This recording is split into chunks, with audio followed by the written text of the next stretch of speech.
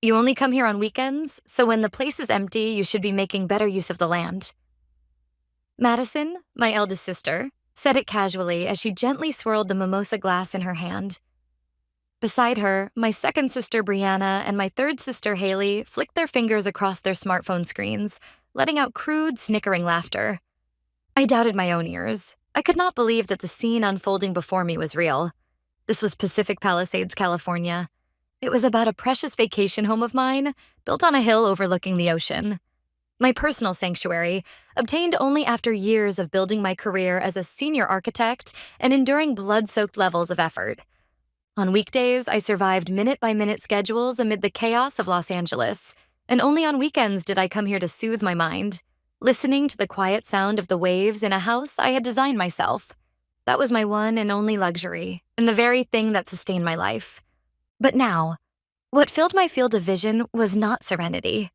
From the private driveway to the front yard, rows of luxury SUVs and sports cars were lined up in an orderly yet disturbingly dense formation. A rough count alone showed at least 30 vehicles. Worse still, at the entrance stood a garish neon-colored sign I had never seen before. The Palisades Azure Mall exclusive temporary parking, $50 per day. When I looked closer, the sign had even been thoughtfully supplemented with notes such as, reservation required, and no cash, app payment only. I felt my fingertips tremble with intense anger. What awaited me, after finishing work late on Friday night and driving out early Saturday morning to enjoy a peaceful weekend, was an unauthorized private parking lot being operated by my sisters. Explain this to me, please. What exactly is going on here? I got out of the car and walked toward an outdoor folding table set up near the front door. There, Madison and the others were seated as if they were enjoying a vacation, with the latest tablet devices placed casually in front of them. Madison slid her sunglasses down and looked up at me. Oh, Natalie, didn't you say you weren't coming this weekend? Answer the question. Did you seriously think it was okay to let strangers park on my property without my permission? At that point, Brianna, who had been silently fiddling with her phone, opened her mouth with visible annoyance.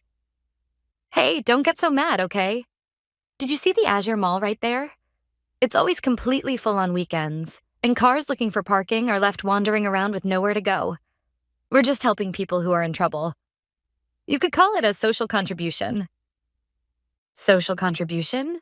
By using my private property without permission and charging $50 per car? Yes, because this land is way too big anyway. Haley then joined in. You know it's a waste for you to use this place all by yourself. This business has been booming for the past month. The wealthy people who come to the mall think $50 is pocket change.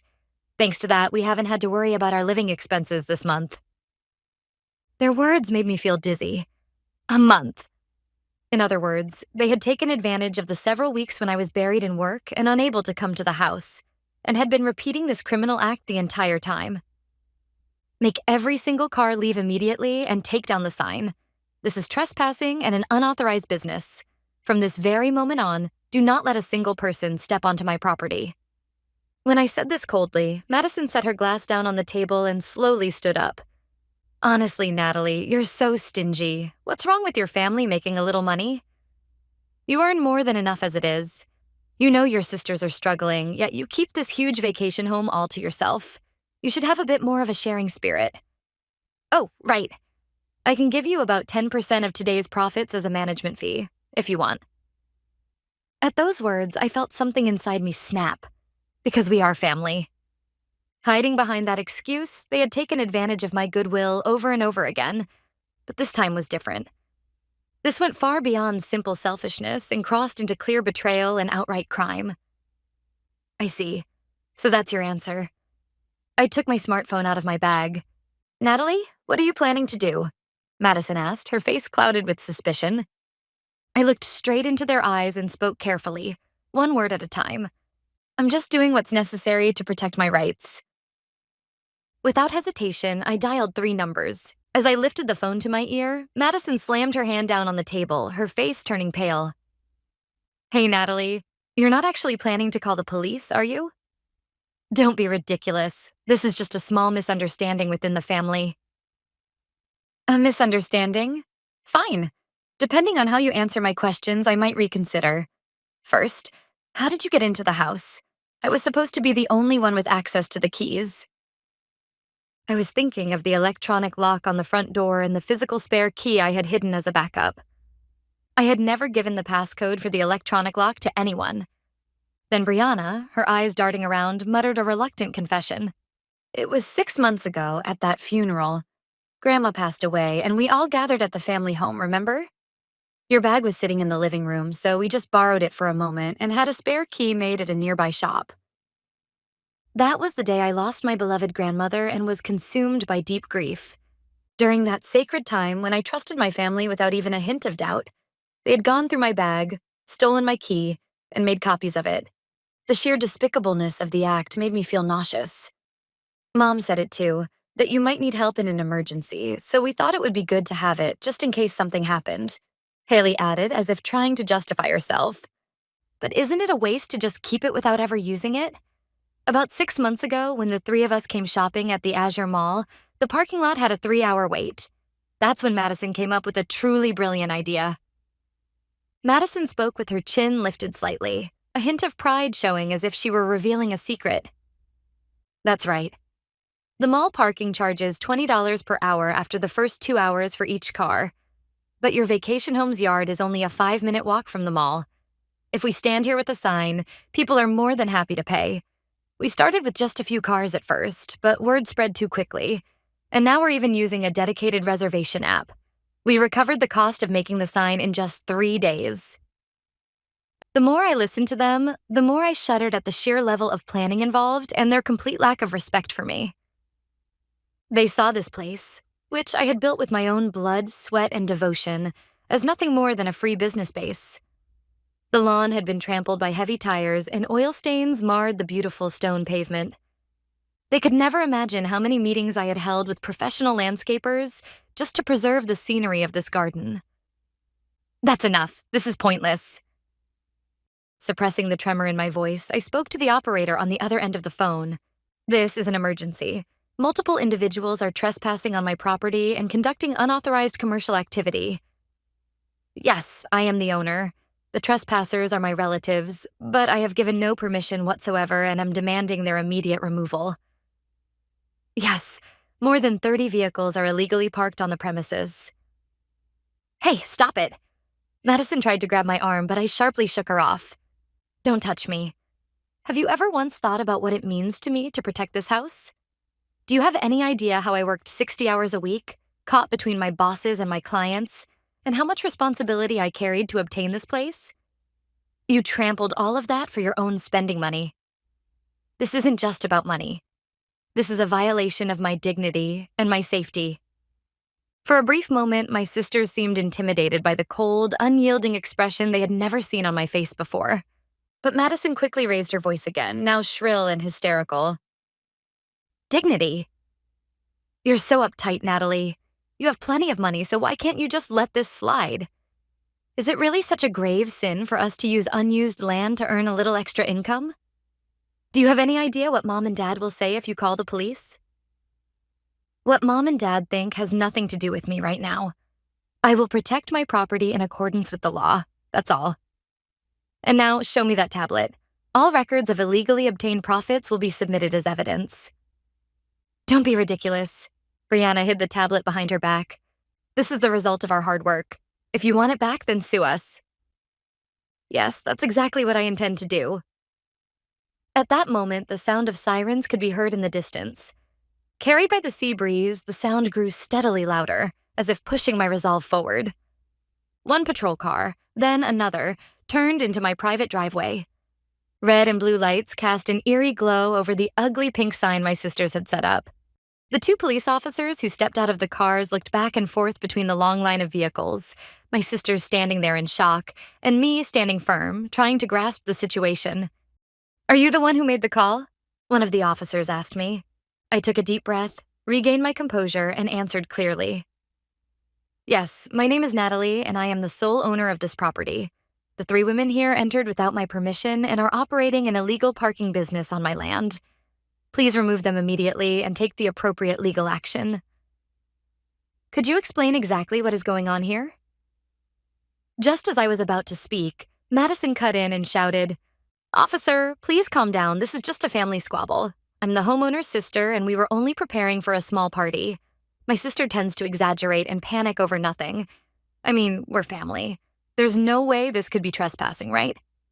Madison tried to talk her way out using one of the charming lies she had relied on countless times throughout her life. She knew very well that police officers are often reluctant to intervene in family disputes. Brianna and Haley hurriedly chimed in as well. "That's right. Our sister said she was coming this weekend, so we just invited a bunch of friends as a surprise. All these cars belong to our friends. That sign? It's just a joke. We didn't take a single dollar from anyone." I cut through their performance with a cold stare. May I have a moment? I had already anticipated exactly what they would say. When I pulled a folder out of my bag, my sister's faces visibly stiffened. Inside that folder were not only copies of the property deed, but also detailed records covering the past month. First, ownership of this house belongs to me 100%. They do not reside here and have no right to enter without my permission. And this is the evidence of what they are calling a joke. On my smartphone, I showed screenshots of the reservation website they had been using for advertising, along with a video I had taken of the entrance sign clearly stating $50 per day. Then I pointed toward the table where they had been sitting moments earlier. On that table, there is a card reader for payments and a tablet that appears to be managing their sales. They are systematically and unlawfully using my private property for commercial purposes. In a residential area like Pacific Palisades, you are well aware how serious an offense unlicensed commercial activity and unauthorized use of private land can be. One of the officers walked over to the table and picked up the tablet. Madison screamed, "Don't touch that." But he ignored her and checked the screen. "Madison, did you really think I hadn't noticed?" At my words, Madison gasped. What are you talking about?" 6 months ago, on the day of Grandma's funeral, when you secretly took my key and then put it back. I'm extremely meticulous about my belongings. I noticed the fine metal shavings clinging to the key. Brianna and Haley exchanged glances and began to tremble. But I didn't say anything at the time. I decided to wait and see how you were going to use that key. And about a month ago, I deliberately wrote in the family group chat, didn't I, that a major project had come in, that I probably wouldn't be able to come to the house for a month, and that the security system would be temporarily shut down for maintenance. "So, are you saying that was a trap?" Madison screamed. "Yes, you acted exactly as I expected. For the past month, I've been remotely checking all the footage from the hidden cameras I installed in the garden. When you ordered the sign, when you started collecting parking fees, who handled reception, and how much profit you made each day. All of it is saved right here on this smartphone and in the cloud." I held up the screen of my smartphone.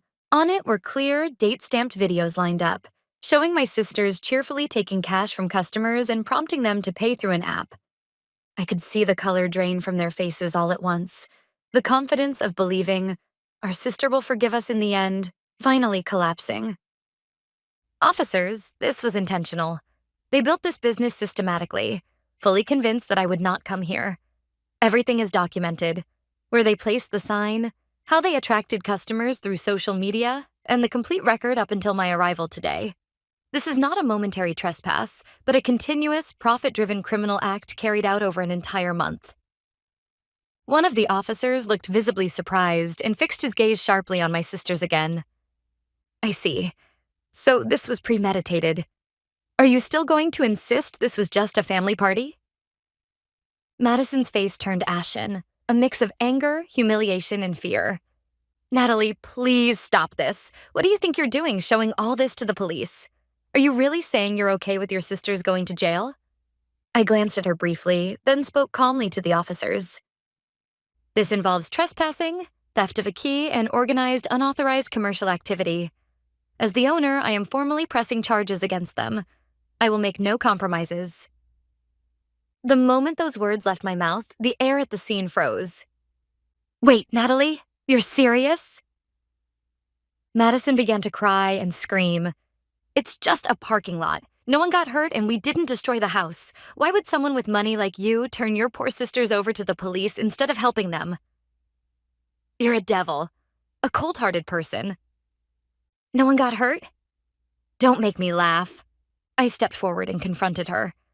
What if a fire had broken out because of these illegally parked cars? What if a mall customer had been injured on my property? I would have been fully responsible. My career, this house, everything could have been lost because of your shallow little business. You turned my life into a gambling chip. Don't sully that with words like helping each other. After reviewing the evidence I presented and hearing my sister's near-confessional protest, the officers seemed to conclude that this was no longer a simple civil matter. We understand the situation. On suspicion of organized trespassing, unauthorized commercial activity, and theft, you will all be required to come with us to the station. The moment the officer pulled a pair of handcuffs from his belt, Brianna and Haley collapsed onto the ground and began to cry, while Madison started thrashing around wildly as if she had lost her mind. Let go of me. Don't touch me.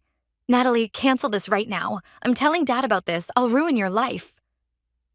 Neighbors who heard the commotion came outside to see what was happening. In the once quiet seaside residential area, my sister's filthy screams and the crackle of police radio transmissions echoed loudly. I simply stared coldly at the three of them as they were handcuffed and shoved into the back seats of the patrol cars. Miss Natalie, we'll need a detailed statement from you later at the station. We will also be confiscating the tablet and the sign as evidence from the scene. I nodded deeply. After the patrol cars drove away, all that remained in the now silent private driveway were 30 parked cars and a trampled lawn. But my battle was only just beginning. I contacted the towing company I had arranged in advance. Yes, the police investigation at the scene is finished. There are 33 illegally parked vehicles. Please tow all of them. There were a few confrontations with returning customers, but I wordlessly shoved copies of the legal notice regarding trespassing that I had prepared beforehand into their hands and rejected every complaint. Then my smartphone began to vibrate violently. The name displayed on the screen was Mom. I took a deep breath and pressed the call button. Natalie, what on earth are you thinking? My mother's shrill voice pierced my eardrums through the phone. I just got a call from Madison. She said she's at the police station in handcuffs. Is it true that you turned your own sisters over to the police? This has to be a joke, right? Tell me it's a lie. Unfortunately, it's all true, Mom. They trespassed on my vacation home without my permission and ran an illegal parking business for an entire month, so I reported it in accordance with the law. Illegal parking business? They were just struggling and needed a little help to get by. As a successful sister like you, couldn't you have just been a bit more generous and watched over them? How can you treat your own family like criminals? Don't you have a heart? My mother's words were exactly what I had expected. It was the same logic she had always used, constantly indulging my sisters and pushing the responsibility of cleaning up after them onto me, the successful daughter. Mom, listen carefully. Do you know how they got into the house? I asked calmly, but with a voice as sharp as a blade. They stole my key from my bag on the day of Grandma's funeral and made copies of it. While I was grieving the loss of Grandma, they were already planning how to plunder my home. And you still think I should be generous? I could tell that my mother was momentarily left speechless on the other end of the line. But then my father, who must have been listening nearby, snatched the phone and unleashed an even harsher shout. Natalie, it's just a key for God's sake. And your vacation house is always empty anyway. What's wrong with making good use of it? Your arrogant attitude is what's tearing this family apart. Go to the police right now and withdraw the complaint. If you don't, we're cutting ties with you. The moment I heard those words from my father, I felt the final line inside me collapse with an audible crash. You just said you'd cut ties with me as family, didn't you, Dad? I said quietly, but with unwavering resolve. Fine. Today, I called the police to stop my sister's crimes, but at the same time, I made the decision to sever myself from your disease of dependency. From now on, there is no place for you in my life. What are you saying? Natalie, are you serious? I am serious, and let me make this clear as well. I will be replacing all the locks on the house and installing the latest security system. From now on, if anyone steps onto my property without permission, even one of you, I will immediately report it as trespassing and take legal action. I ended the call before my father could shout anything back. Then I immediately blocked the number. At the edge of my vision, I saw the last tow truck pulling out of my driveway. Even though I had lost my family, my heart felt strangely light and clear. I had protected my home, and I had protected my dignity, my life itself. The next morning, while drinking my coffee, I waited for a call from my legal counsel, Ethan, whom I had contacted the night before. At exactly 8 o'clock a.m., my smartphone rang. "Good morning, Natalie. This is Ethan." His voice was calm and businesslike, as always. That steady tone pulled me back from the storm of emotions of the previous night into cold, clear reality. "Ethan, what's the situation?" "Your sisters are currently being held in custody. Overnight, the video evidence you submitted, the number of vehicles that were towed, and the data from the confiscated tablet were reviewed. Trespassing and theft, along with violations of state law due to unauthorized commercial activity. All of this is more than sufficient to be formally pursued as a criminal case." "Are they saying anything?" "Madison is making the most noise. At first, she insisted it was just family fun. But when the video evidence was presented, she started lashing out, accusing you of using dirty, sting-like tactics." The police couldn't care to hear what she said.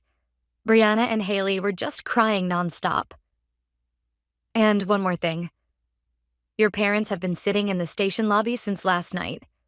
They're demanding to be put through to you and are causing trouble for the staff." Just after I hung up with Ethan, my phone rang again. An unknown number. It was probably my mother borrowing someone else's phone. I answered once and only once to bring this to an end.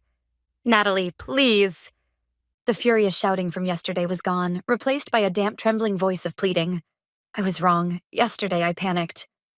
"Please, Natalie, the girls are at their limit. Madison hasn't slept at all and is shaking nonstop, and Haley keeps throwing up. At this rate, their minds are going to break." "I'll do anything. I'll do exactly what you say. So please get them out of there. Please.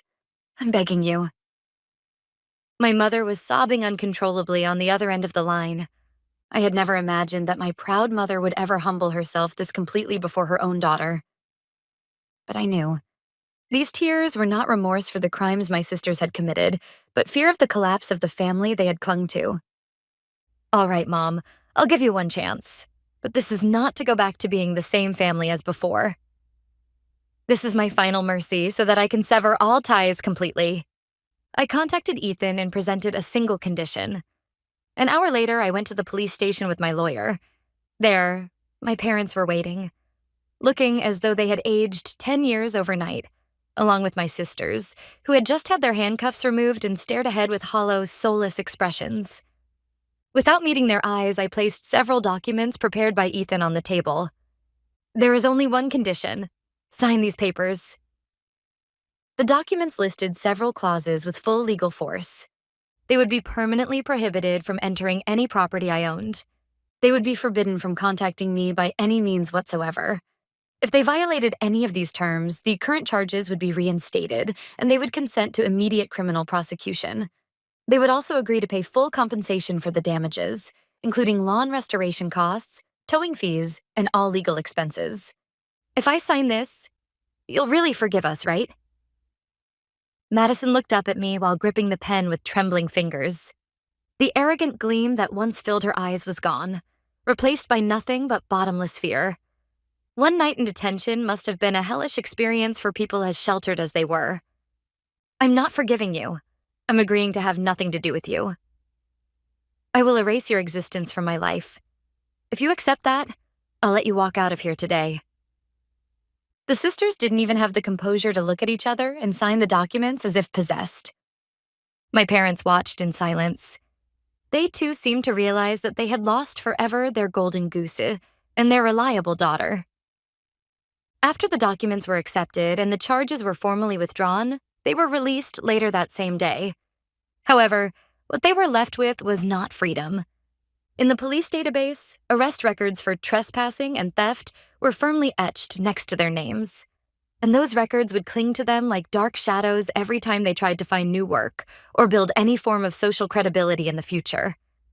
They would come to understand again and again throughout their lives just how heavy a shackle their shallow actions had become. As we left the police station, Madison turned back to look at me just once. She seemed about to say something, but my cold, unyielding gaze pinned her in place, and she hurriedly climbed into my parents' car as if fleeing. I watched the car drive away with an expressionless face. Several months passed after that. From my life, the noise called family disappeared completely. When I arrive at my Pacific Palisades vacation home on weekends, perfect silence greets me. Occasionally, I hear from distant relatives about what kind of hell my former family is now enduring. It is far more miserable than I ever imagined. First and foremost, what awaited my three sisters was the inescapable chain known as an arrest record. I hear that they now drift from one low-wage, hourly job to another, the very kind of work they once looked down on, all the while living in constant fear of the shadow cast by their criminal history. All of their brand-name bags and jewelry have been sold off, and now they huddle together in a cramped room at my parents' house, spending their days hurling blame and insults at one another.